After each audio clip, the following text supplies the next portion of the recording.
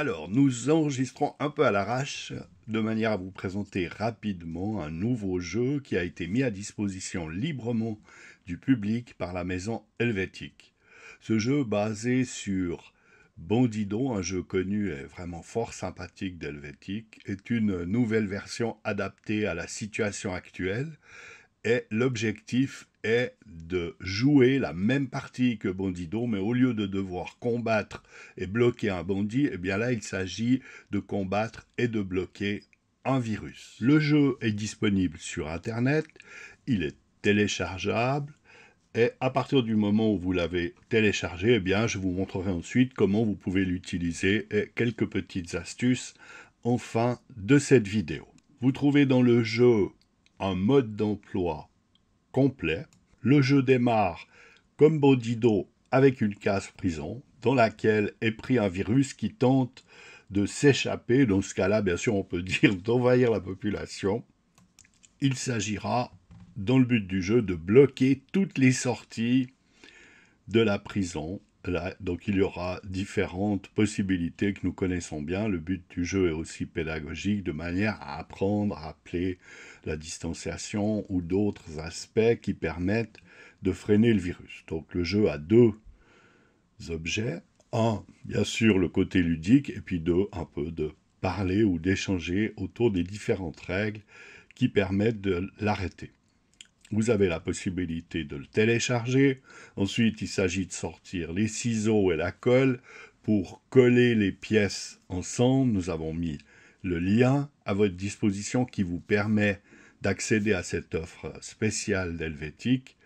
Et nous espérons que vous allez y trouver un certain plaisir.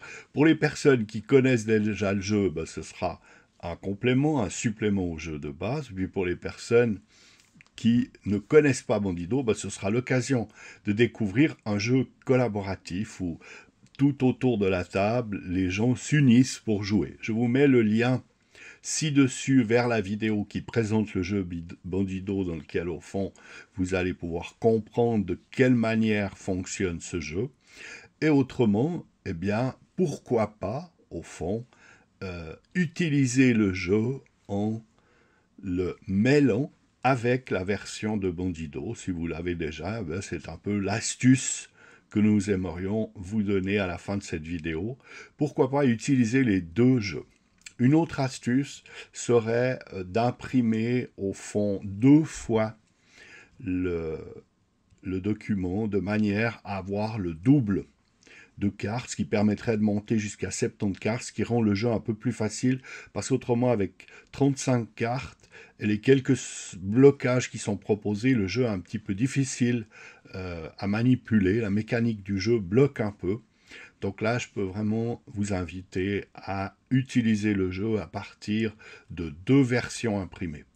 Ça, c'est une autre astuce. Autrement, il suffit de distribuer 3 cartes à chaque joueur et puis ensuite de discuter ensemble. Alors, dans la proposition du jeu, il est dit que l'on ne montre pas ces cartes aux autres joueurs. Si on joue avec des enfants petits, troisième astuce, eh bien je pense que c'est important de poser les cartes sur la table, de manière à ce qu'on regarde ensemble chacun les cartes qu'ont les autres personnes et qu'on construise le jeu un peu à la manière d'un puzzle. Voilà, ça c'est tout à fait envisageable. N'oubliez pas que vous ne pouvez pas poser une carte qui bloquerait un tunnel, qu'il ne faut pas rendre impossible l'accès à une carte, ce qui pourrait être une difficulté du jeu. Autrement, je vous souhaite de bien vous amuser. Merci de m'avoir écouté et à bientôt sur educ.ch pour d'autres tutos ludo.